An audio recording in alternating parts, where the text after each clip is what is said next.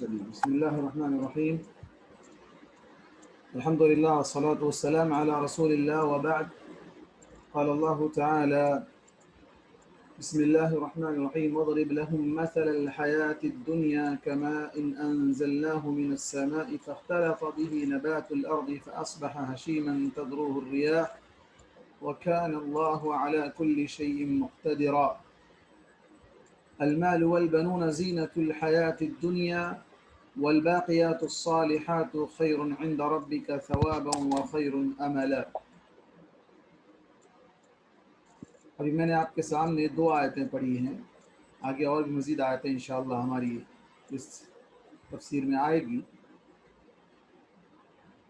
اس سے قبل کے درس میں ہم نے جو جانکاری حاصل کی تھی، سورہ کہف میں اللہ تبارک و تعالیٰ نے 2 لوگوں کا تذکرہ کیا، جن میں سے ایک کے پاس 2 باغات تھے اور ایک شخص کے پاس کچھ نہیں تھا، اور جس کے پاس باغات تھے وہ ان باغات کو سب کچھ سمجھ بیٹھا اور یہ سمجھ رہا تھا کہ یہ ہمیشہ رہنے والے ہیں اور قیامت کبھی قائم ہونے والی نہیں ہے. اور اللہ تبارک و تعالیٰ نے اس کے ان باغات کو، اس کے ان کھیتوں کو تباہ و تاراج کر دیا، جس کے بعد اس نے یہ مان لیا کہ یقیناً اللہ تبارک و تعالیٰ دوبارہ زندہ کرنے والا ہے اور یہ ساری چیزیں، یہ جو دنیا پر ہیں، یہ سب کی سب فنا ہونے والی ہیں. اسی بات کو آگے بڑھاتے ہوئے اللہ تبارک و تعالیٰ نے مثال دی ہے. قرآن مجید میں اللہ تبارک و تعالیٰ نے بہت سی مثالیں دی ہیں. بعض واقعات جو حقیقت پر مبنی ہیں ان کا تذکرہ کیا ہے، بعض مثالیں بھی اللہ تبارک و تعالیٰ نے دی ہے. مثال سے بات کو سمجھنا بہت آسان ہوتا ہے، اور آج جو مثال ہم جاننے جا رہے ہیں بہت ہی اہم اور بہت ہی واضح مثال اللہ تبارک و تعالیٰ نے دی ہے. اللہ نے فرمایا وَضْرِبْ لَهُمْ مَثَلَ الْحَيَاةِ الدُّنْيَا، ان لوگوں کو دنیاوی زندگی کی مثال بیان کر دیجیے. نبی کریم صلی اللہ علیہ وسلم کو خطاب ہے اور آپ سے کہا جا رہا ہے کہ لوگوں سے دنیاوی زندگی کی مثال بیان کیجیے. یعنی یہ دنیاوی زندگی کیسی ہے، یہ اس کا ایک سیمپل آپ لوگوں کو بتلائیے کیسی ہے. آگے اللہ نے فرمایا کماء، ماؤن پانی کو کہا جاتا ہے عربی میں، تو پانی کی طرح ہے. کون سا پانی؟ انزلناہ من السماء، وہ پانی جسے ہم آسمان سے نازل کرتے ہیں.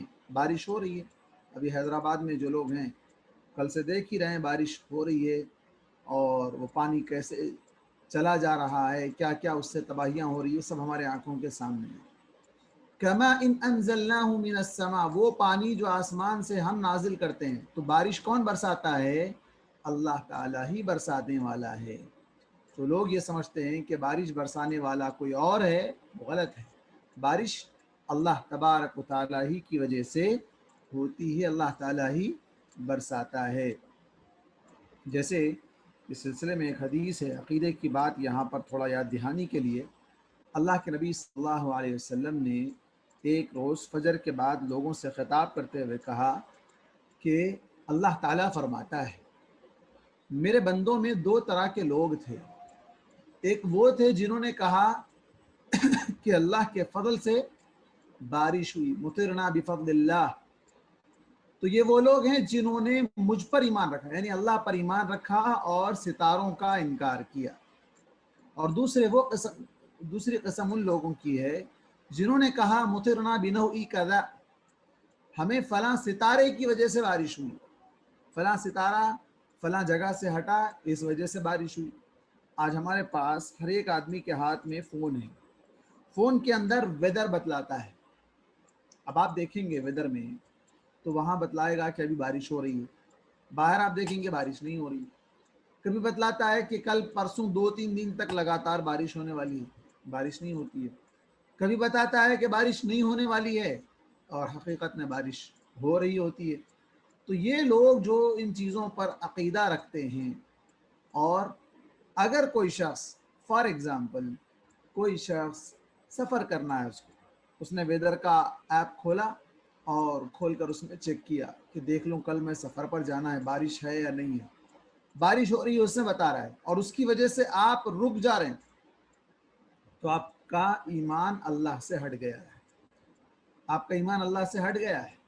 آپ اس ایپ پر بھروسہ کر رہے ہیں، وہ بارش نہیں برسانے والا، بارش برسانے والا اللہ تعالیٰ ہے۔ یہ مثال اللہ نے دی۔ ایک بات عقیدے کی یہاں آ گئی تو میں نے بطور تذکرہ یہاں پر اس کو ذکر کیا، کما ان انزلناہ من السماء، بارش کا پانی آسمان سے آتا ہے، اسے ہم نازل کرتے ہیں، اور یہ بڑا بابرکت پانی ہوتا ہے۔ اللہ کے نبی صلی اللہ علیہ وسلم نے بارش کے پانی کے تعلق سے کہا تھا کہ آپ بارش کے پانی کو لینے اور اس کو اپنے ہاتھوں میں لینے کے بڑے خواہش مند ہوتے تھے، اور آپ صلی اللہ علیہ وسلم اس کو لے کر یہ کہتے تھے حدیث عہد بربہ، کہ یہ اپنے رب کے پاس سے آ رہا ہے، ابھی ابھی اپنے رب کے پاس سے آ رہا ہے، تو اللہ تعالیٰ اس کو نازل کر رہا ہے، تو رب العالمین کے پاس سے یہ پانی آ رہا ہے، تو آپ اس کو لیتے تھے، بارش کے پانی سے آپ فائدہ حاصل کیا کرتے تھے۔ فاختلط به نبات الارض، یہ بارش کا پانی زمین میں جا کر اس کی وجہ سے وہ پانی زمین کے پودوں میں مل جاتا ہے، جس کی وجہ سے زمین کا پودا گھنا ہو جاتا ہے، فاصبح حشیما، پھر اس کے بعد وہ خشک ہو کر بھس بن جاتا ہے، بھوسا بن جاتا ہے۔ تذروه الریاح، آندھی اسے جس طرف چاہے اس طرف، ہوا اسے جس طرف چاہے اس طرف اڑا کر لے جاتی ہے۔ وَكَانَ اللَّهُ عَلَى كُلِّ شَيْءٍ مُقْتَدِرًا، اور اللہ تعالی ہر چیز پر قادر ہے۔ یہ مثال اللہ نے دی ہے کہ بارش کا پانی جب دنیا میں آتا ہے، زمین پر گرتا ہے، وہ پانی کھیتوں کے اندر جب پہنچتا ہے تو وہاں پھر ہریالی اگتی ہے، گھاس اگتے ہیں، پودے اگتے ہیں، ہر طرف ہرا بھرا نظر آتا ہے۔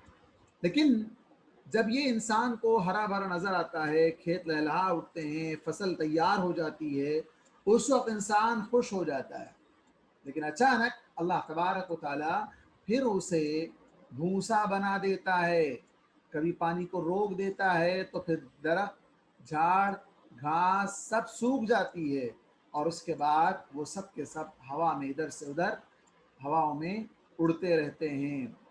تو یہ مثال ہے دنیا کی۔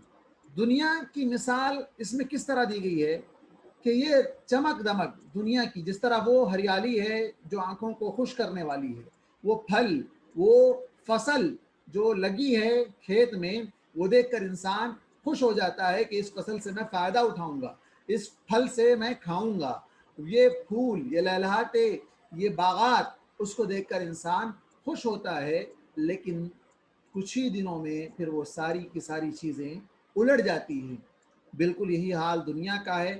دنیا کی یہ چمک دمک، یہ رونق، یہ ٹیکنالوجی، یہ ساری چیزیں فنا ہونے والی ہے، اسی طرح جس طرح ایک کھیت، ایک باغ، ایک درخت، ایک گھاس فنا ہو سکتے ہیں جو آنکھوں کے سامنے ہیں، اسی طرح یہ دنیا ہے۔ دنیا ابھی یہاں رہنے والی نہیں ہے، دنیا کو بھی فنا ہونا ہے۔ دنیا کی تمام ترقی یافتہ جتنی چیزیں ہیں وہ سب کی سب فنا ہونے والی ہیں۔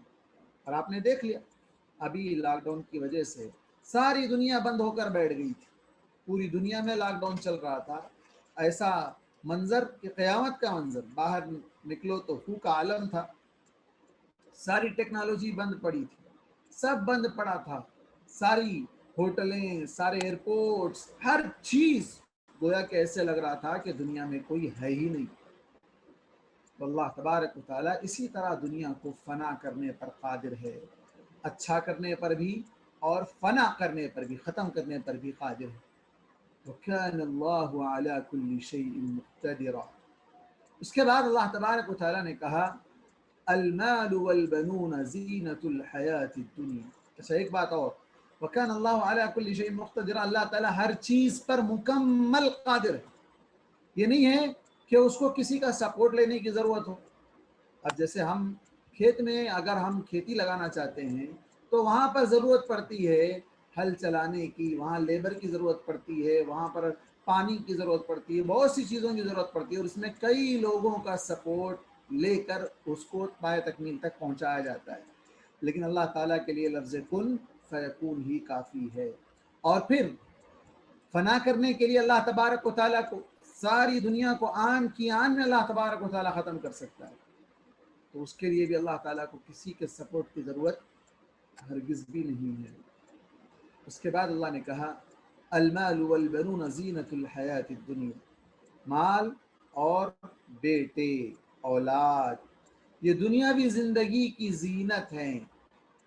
کتنا مال ہے بھائی آپ کے پاس، کتنے کروڑ ہیں، کہ ان سے بینک میں ہے، کہاں کہاں پراپرٹی ہے، بچہ کیا کماتا ہے، بچی کے بابا کے پاس کتنا بینک بیلنس ہے، سب کیا ہے؟ مال پوچھتے ہیں۔ یہ سب کیا ہے؟ دنیا کی زینت ہے۔ والبنون، اولاد میں بیٹے خاص طور پر ذکر کیا گیا۔ کیوں؟ اس لیے کہ مشرکین مکہ بیٹیوں کو زندہ درگور کر دیتے تھے اور بیٹوں کو اہمیت دیتے تھے، اور جس کے پاس بیٹے ہوتے اسے بہت بڑا آدمی سمجھا جاتا تھا۔ ولید بن مغیرہ جو بہت بڑا دشمن تھا اللہ کے نبی کا، اس کے پاس بہت بیٹے تھے۔ اللہ تبارک و تعالیٰ نے سورہ مدثر کے اندر اس کا تذکرہ کیا کہ ہم نے اس کو اولاد والا بنایا۔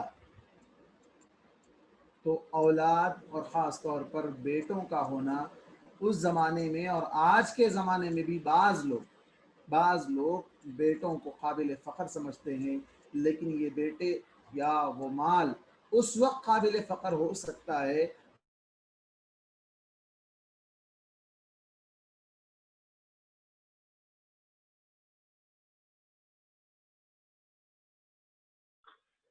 تو ہماری بات چل رہی تھی مال اور اولاد کے تعلق سے۔ مال اور بیٹے دنیاوی زندگی کی زینت ہیں، اور باقی رہنے والے نیک اعمال آپ کے رب کے نزدیک اجر کے اعتبار سے زیادہ بہتر ہیں اور اللہ سے اچھی امید کے اعتبار سے بھی۔ دنیاوی زندگی کے اندر بہت سی چیزیں انسان کے لیے زیب و زینت کی ہیں، لیکن اس میں خاص طور پر مال اور اولاد۔ اگر کسی کے پاس مال ہے اولاد نہیں ہے تو بھی اس کو اچھا نہیں سمجھا جاتا۔ اگر کسی کے پاس اولاد ہے لیکن مال نہیں ہے تو وہ بیچارہ خود محتاج ہو جاتا اور بیٹوں کی کفالت نہیں کر پاتا۔ لیکن دونوں چیزیں اگر ہو تو وہ دنیا میں اس کو سمجھا جاتا ہے سونے پہ سہاگا، کہ بہت اچھا آدمی ہے۔ حالانکہ یہ سب دنیا کے اعتبار سے ہے۔ باقی رہنے والا، ہمیشہ قائم رہنے والے چیزوں میں کیا ہیں؟ اعمال ہیں۔ اعمال اللہ کے نزدیک، آپ کے رب کے نزدیک اجر کے اعتبار سے زیادہ بہتر ہے اور اللہ سے اچھی امید کے اعتبار سے۔ مال کیا ہے صاحب؟ فتنہ ہے۔ اللہ کے رسول صلی اللہ علیہ وسلم فرمایا فتنۃ امتی المال، اور آج مال کی وجہ سے قتل، فساد، جھگڑے، وراثت کے جھگڑے، کاروباری جھگڑے، دھوکے، غبن، فراڈ، یہ سب چیزیں کیا ہے؟ مال سے ہیں۔ اور مال یہیں پر ختم ہو جائے گا اور انسان اسے لے کر نہیں جا سکتا، چاہے کتنا ارب پتی کھرب پتی رہے، کوئی مال اپنے ساتھ لے کر نہیں جا سکتا۔ اور بیٹے، چاہے جتنے بیٹے ہیں اس کے پاس ہو، کتنی بھی اولاد ہو اس کے پاس، وہ اپنے اولاد کو اپنے ساتھ نہیں لے جا سکتا۔ تو پھر ساتھ میں آنے والی چیزیں کیا ہے؟ اعمال۔ اعمال ہی اس کے ساتھ رہیں گے، باقی رہنے والے ہیں اجر کے اعتبار سے بھی اور اللہ سے اچھی امید کے اعتبار سے بھی۔ اللہ کے رسول صلی اللہ علیہ وسلم نے ایک حدیث کے اندر فرمایا کہ لا ينظر اللہ الى صورکم، کہ اللہ تعالیٰ تمہاری صورتوں کو نہیں دیکھتا، وَلَكِنْ يَنْظُرُ إِلَىٰ قُلُوبِكُمْ وَأَعْمَالِكُمْ، ایک حدیث کے الفاظ ہے وَأَعْمَالِ، کہ اللہ تعالیٰ تمہارے دلوں کی طرف اور تمہارے اعمال کو دیکھتا ہے۔ شکل، صورت، خوبصورت، مالداری، یہ سب چیزیں اللہ کے پاس کوئی کام کی نہیں ہے۔ حضرت بلال، کیا تھی ان کی صورت اور کیا تھی ان کی سیرت؟ آپ جانتے ہیں صورت میں اور سیرت میں کتنا بڑا فرق تھا۔ اصل چیز سیرت ہے نہ کہ صورت ہے۔ اور اعمال انسان کے قبر میں بھی آئیں گے، اس کے سامنے پیش کیے جائیں گے۔ بعض روایات میں آتا ہے، جسے علامہ البانی نے حسن قرار دیا، ترمذی کی روایت ہے کہ انسان کا عمل اس کے پاس ایک انسان کی شکل میں آئے گا، اس کے پاس ایک انسان کی شکل میں آئے گا، اور انسان پوچھے گا یہ کون ہے؟ تو اس سے بتایا جائے گا کہ یہ تمہارا عمل ہے، میں تمہارا عمل ہوں۔ اور قرآن، جو انسان قرآن پڑھتا ہے، پڑھا ہوا قرآن جو کہ انسین ہے، نظر نہیں آنے والی چیز ہے، ہم جو پڑھ رہے ہیں، ہم جو بات کر رہے ہیں، یہ سب ریکارڈ ہو کر اللہ تعالیٰ اس کو بھی ایک باڈی دے گا، وہ بھی ایک شکل اختیار کر لیں گے، اور وہ بھی ہمارے سامنے آنے والے ہیں، اور یہ سب چیزیں انسان کا عمل اس کے سامنے حاضر ہونے والا ہے۔ دنیا میں انسان دنیا کماتا ہے دنیا کی زندگی کو اچھی بنانے کے لیے، جبکہ انسان کو پچھلی آیت میں مثال دی گئی کہ یہ دنیاوی زندگی فنا ہونے والی ہے، دنیاوی زندگی فنا ہونے والی ہے، تو پھر اس میں اتنی محنت کیوں جو ختم ہونے والی دنیا ہے، اور اس کے لیے کیا تیاری ہو رہی ہے جو کہ ہمیشہ رہنے والی ہے، وہ آخرت ہے جو کبھی ختم ہونے والی نہیں ہے۔ اب اللہ تعالیٰ پھر اگلی آیات میں آپ دیکھیں کیسے اللہ تعالیٰ نے بیچ میں مال اور اولاد کی اس آیت کو لا کر انسان کو ترغیب دلائی ہے کہ اس کے اوپر توجہ دینے کے بجائے اپنے اعمال پر توجہ دو، اعمال پر توجہ دو۔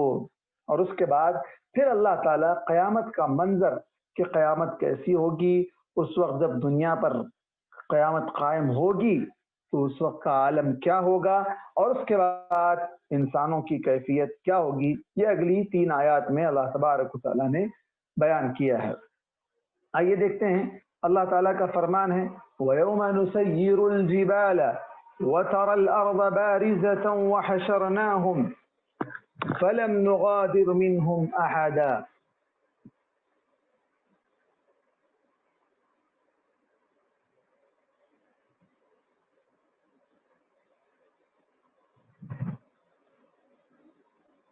ایک منٹ، لائٹ آ گئی، میں پھر سے لیپ ٹاپ سے جوائن ہونے کی کوشش کر رہا ہوں۔ تو فَلَمْ نُغَادِرْ مِنْهُمْ أَحَدًا، اللہ تبارک تعالیٰ فرماتا ہے وَيَوْمَ نُسَيِّرُ الْجِبَالَ وَتَرَى الْأَرْضَ بَارِزَةً، کہ ہم اس دن پہاڑوں کو چلائیں گے۔ پہاڑ کیسے چلیں گے؟ ہم اس دن پہاڑوں کو چلائیں گے۔ پہاڑ اپنی جگہ آپ دیکھنے میں ایسے لگیں گے کہ یہ تو بہت ہی بھاری بھرکم، اتنے وزنی جو کہ جمے ہوئے ہیں اپنی جگہ۔ اللہ تعالیٰ فرماتا ہے دوسرے مقام پر وَتَرَى الْجِبَالَ تَحْسَبُهَا جَامِدَةً وَهِيَ تَمُرُّ مَرَّ السَّحَابِ، اور آپ پہاڑوں کو اپنی جگہ جمے ہوئے خیال کریں گے، لیکن وہ بھی بادل کی طرح اڑتے پھریں گے، وہ بھی بادل تمر مر السحاب۔ بادلوں کو آپ دیکھیں، بادل ابھی آپ دیکھ سکتے ہیں، باہر نکل کر آپ نظر آ کریے، بارش ہو رہی ہے اور بارش کی وجہ سے پورا موسم ابر آلود ہے۔ اب آپ باہر نکل کر دیکھیں، ابر ایک مقام سے دوسرے مقام پر کیسے جناب موو ہو رہے ہیں۔ تو یہ بادلوں کا موو ہونا جس طرح آپ کو لگ رہا ہے، پہاڑ بھی اسی طرح موو ہوں گے، اپنی جگہ سے ہٹیں گے، اللہ تعالیٰ ان کو چلنے کی صلاحیت دے گا، چلائے گا۔ بلکہ اللہ تعالیٰ نے دوسرے مقام پر کہا ان کی کیا حیثیت ہو جائے گی، پہاڑ بالکل ریزہ ریزہ ہو جائیں گے۔ وَبُسَّتِ الْجِبَالُ بَسًّا فَكَانَتْ هَبَاءً مُنبَثًّا، اور وہ پھر پھیلے ہوئے غبار دھوئیں کی مانند، جس طرح اب یہ ابر ہے بالکل اسی طرح یہ پہاڑوں کا عالم بھی ہو جائے گا۔ تو اللہ تعالیٰ جب قیامت قائم کرے گا تو سب سے پہلے یہاں بتلایا جا رہا ہے کہ پہاڑوں کو اللہ تعالیٰ اپنی جگہ سے ہٹا دے گا۔ یہ پہاڑ کیا ہے؟ شامخات کہا گیا اس کو ایک مقام پر، کہ پہاڑوں کو اللہ نے گاڑ دیا ہے۔ کیوں گاڑ دیا ہے؟ تاکہ زمین اپنی جگہ سے ہل نہ سکے۔ یہ میخ اور کیلر کے ٹائپ میں اللہ تعالیٰ نے اس کو ٹھوک کر زمین کو روک دیا ہے۔ آپ جانتے ہیں کہ زمین کا جو حصہ ہے پانی کے مقابلے میں 25% اور اس کے مقابلے میں پانی 75% ہے، تو وہ 75% پر پانی پر زمین کا ٹہرا رہنا یہ محال ہے، لیکن اللہ تعالیٰ نے اس کو روک کر رکھا ہے، اس کو گاڑ کر، پہاڑوں کو گاڑ کر میخوں کی مانند زمین کو سنبھال کر رکھا ہے۔ تو یہ زمین جو آج پہاڑوں سے، باغات سے، درختوں سے، عمارتوں سے، بلڈنگوں سے، بازاروں سے کھچا کھچ بھری ہوئی ہے، کل قیامت کے دن دوسرا اس کا عالم یہ ہوگا کہ پہاڑ اپنی جگہ سے ہٹ جائیں گے اور وہ چلنے اڑنے پھرنے لگیں گے، تو زمین بھی چٹیل ہو جائے گی۔ صاف و شفاف میدان چٹیل میدان کی طرح ہو جائے گی، جیسے کوئی اس پر کوئی درخت نہیں تھا، کوئی عمارت نہیں تھی، کوئی چیز وہاں پر نہیں تھی، ویسے اللہ تبارک و تعالیٰ اس زمین کو بنا دے گا۔ پھر اس کے بعد وحشرناہم، سب کو اکٹھا کریں گے۔ کون؟ آدم علیہ السلام سے لے کر قیامت کے آخری انسان تک، جو سب سے آخری ہوگا، تمام کو اللہ تعالیٰ حشرناہم۔ میدان محشر کیوں کہا جاتا ہے اس کو، محشر کے میدان کو؟ اس لیے کہ وہ جمع ہونے کی جگہ ہے، سب کے سب وہاں پر جمع ہوں گے۔ فَلَمْ نُغَادِرْ مِنْهُمْ أَحَدًا، کوئی بھی ہم سے بچ کر نہیں نکلے گا، ہم کسی کو ان میں سے نہیں چھوڑیں گے، کوئی چھوٹ نہیں سکتا۔ وہ میدان میں سب کو آنا ہے، چاہے وہ پچھلی قوموں کے ہو، چاہے امت محمدیہ کے ہوں، چاہے مومن ہو، منافق ہوں، کافر ہوں، مالدار ہوں، غریب ہوں، کوئی بھی ہو، سب کے سب کو وہاں اللہ تعالیٰ جمع کرے گا۔ پھر وہی بات آئے گی کہ بھائی کیسے جمع کرے گا؟ اللہ تعالیٰ سب کو زندہ کرے گا، سب اپنی قبروں سے نکلیں گے۔ فَإِذَا نُفِخَ فِي الصُّورِ، جیسے اللہ تعالیٰ نے سورہ یاسین کے اندر اس کا تذکرہ کیا کہ مِنَ الْأَجْدَاثِ إِلَىٰ رَبِّهِمْ يَنْسِلُونَ، اپنی قبروں سے نکل کر اپنے رب کی طرف دوڑ رہے ہوں گے۔ اپنے قبروں سے نکل کر دوڑ رہے ہوں گے، وہ سب کے سب اس میدان میں جمع ہو جائیں گے۔ اب وہاں جائیں گے تو کس حالت میں کھڑے ہوں گے؟ عُرِضُوا عَلَىٰ رَبِّكَ صَفًّا، آپ کے رب کے سامنے وہ صف باندھ کر پیش کیے جائیں گے، سب لائن سے کیوں میں آئیں گے سب۔ ہاں، یہ کون سی قوم ہے؟ یہ فلاں قوم ہے۔ یہ کون سی قوم ہے؟ یہ فلاں قوم ہے۔ یہ کون سی قوم ہے؟ یہ امت محمدیہ ہے۔ اس میں مومن کون ہے؟ یہ مومنوں کی صف ہے، یہ منافقوں کی صف ہے، یہ کافروں کی صف ہے، یہ گنہگاروں کی صف ہے۔ ہر ایک کی لائن ہو جائے گی، لائن وائز پورے ٹھہرائے جائیں گے۔ اور اس کے بعد اللہ تعالیٰ سب سے خطاب کر کے کہے گا لَقَدْ جِئْتُمُونَا كَمَا خَلَقْنَاكُمْ أَوَّلَ مَرَّةٍ، ہم تم لوگ ہمارے سامنے اسی طرح حاضر ہوئے ہو جس طرح ہم نے تم کو پہلی مرتبہ پیدا کیا تھا۔ پہلی مرتبہ جب اللہ نے پیدا کیا تو سارے انسانوں کے جو روحیں تھی، نسمات جسے کہا گیا، وہ سب کو اللہ تعالیٰ نے جمع کیا اور سب سے کہا تھا الست بربکم، کہ میں تمہارا رب نہیں ہوں؟ تو سب نے کہا تھا قالوا بلا، کیوں نہیں پروردگار، تو ہمارا رب ہے۔ سب نے یہ وعدے کو، اگریمنٹ کو ایکسپٹ کیا تھا، اللہ سے اگریمنٹ کیے تھے۔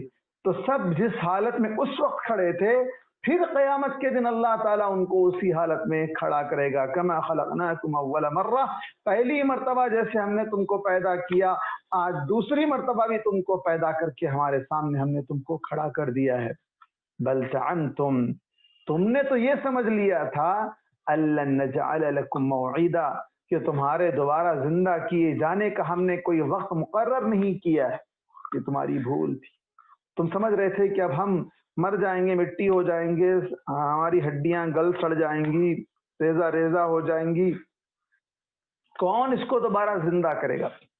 تو سورہ کہف کا جو ابتدائی حصہ ہے جس میں اصحاب کہف کا ذکر کیا گیا، آپ سب جانتے ہیں، پڑھ چکے ہم، کہ اللہ تعالیٰ نے اس میں اصحاب کہف کو 309 سال تک سلا کر دوبارہ زندہ کر کے ثابت کر دیا تھا کہ اللہ تبارک و تعالیٰ ہی اس بات پر قادر ہے کہ وہ مردوں کو زندہ کرتا ہے، بلکہ ہر انسان جسے دوسرے دن کی زندگی ملتی ہے وہ صبح اٹھ کر دعا پڑھتا ہے الحمدللہ الذی احیانا بعد ما ماتنا والیہ النشور، کہ اللہ تعالیٰ نے تمام تعریفیں اس اللہ کے لیے جس نے ہمیں ہماری موت کے بعد دوبارہ زندہ کیا۔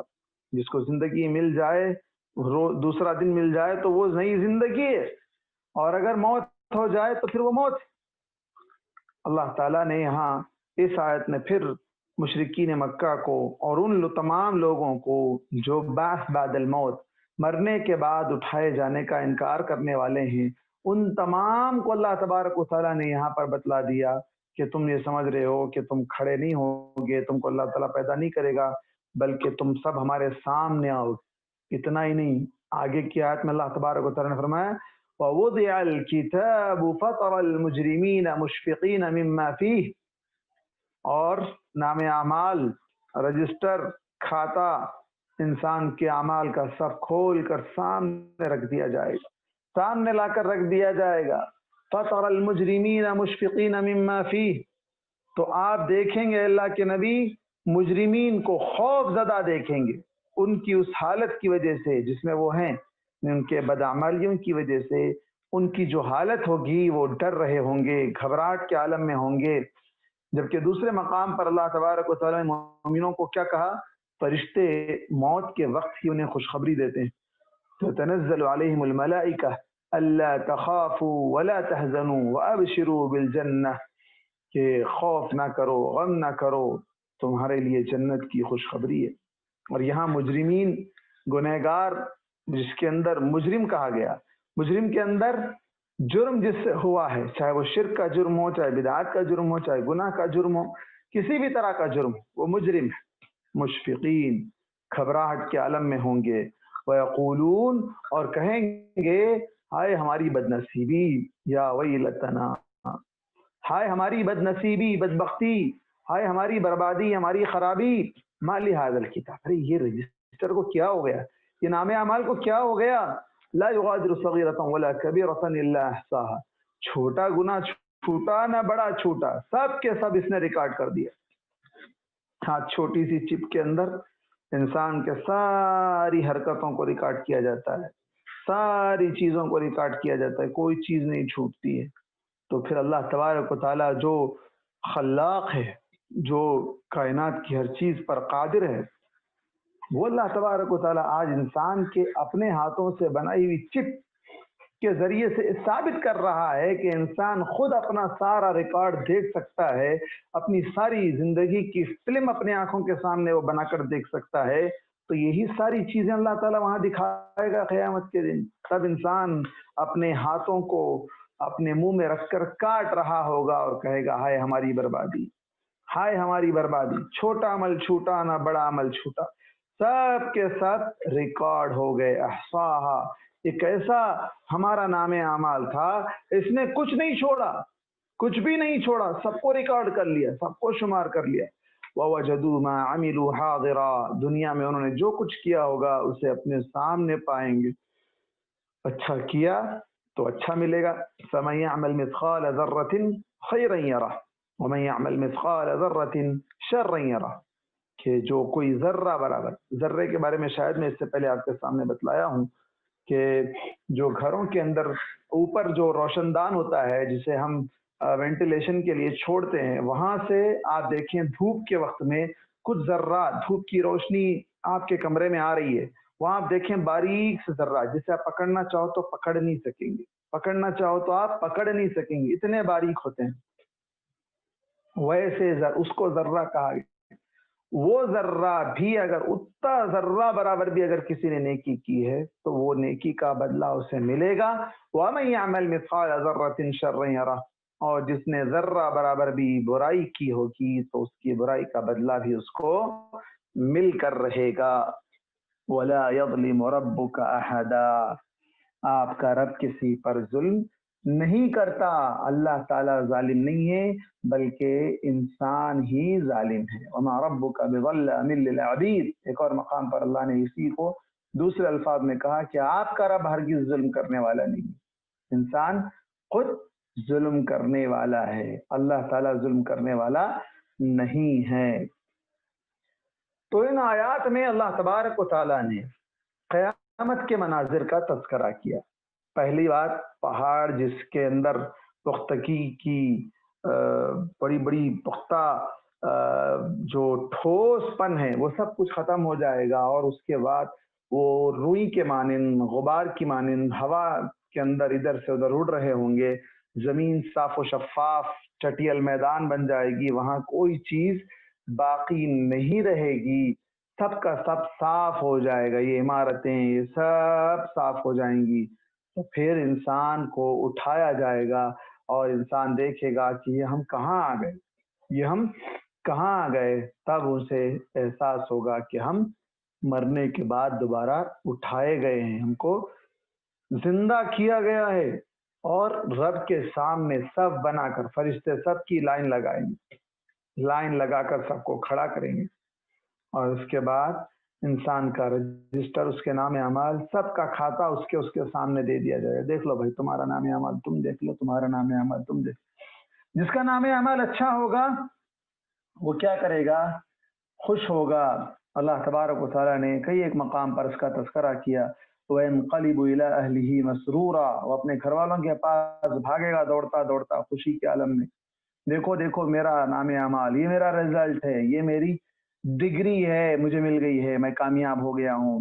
اور وہی دوسرا وہ شخص جو دنیا میں خوش و خرم رہا کرتا تھا، إِنَّهُ كَانَ فِي أَهْلِهِ مَسْرُورًا وَظَنَّ أَن لَّن يَحُورَ، اور وہ سمجھتا تھا کہ کبھی اٹھایا نہیں جائے گا، اٹھایا جائے گا، تب وہاں کا پھر افسوس ملتا رہے گا، اور وہاں کوئی ایک دوسرے کے کام نہیں آئیں گے۔ بیوی سے انسان بھاگے گا، بیٹوں سے بھاگے گا، ماں باپ سے بھاگے گا، ہاں دودھ پلانے والی ماں اپنے بچے کو چھوڑ کر بھاگے گی۔ یہ ساری کی ساری تفاصیر قرآن کی مختلف آیات میں موجود ہے۔ وہ عالم ہوگا جب انسان کو صرف اپنی پڑی ہوگی نفسا نفسی، نفسی نفسی، میرے نفس کا کیا ہوگا، میرے نفس کا کیا ہوگا۔ ہر انسان کو اپنی ہی پڑی ہوگی، اس لیے کہ وہی اصل نجات ہوگی۔ وہاں اگر کسی کو نجات مل جائے اور اسے جنت میں داخلہ دے دیا جائے تو وہی کامیاب ہوگا۔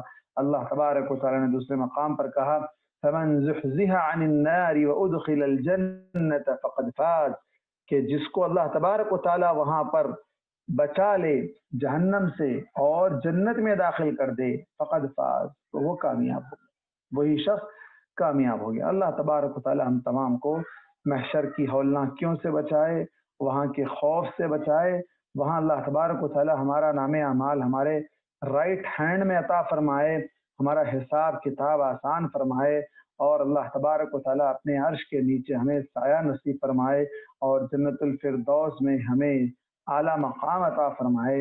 اللہ تبارک و تعالیٰ اسی حساب سے ہمیں اس زندگی میں نیک اعمال کرنے کی توفیق عطا فرمائے، آمین۔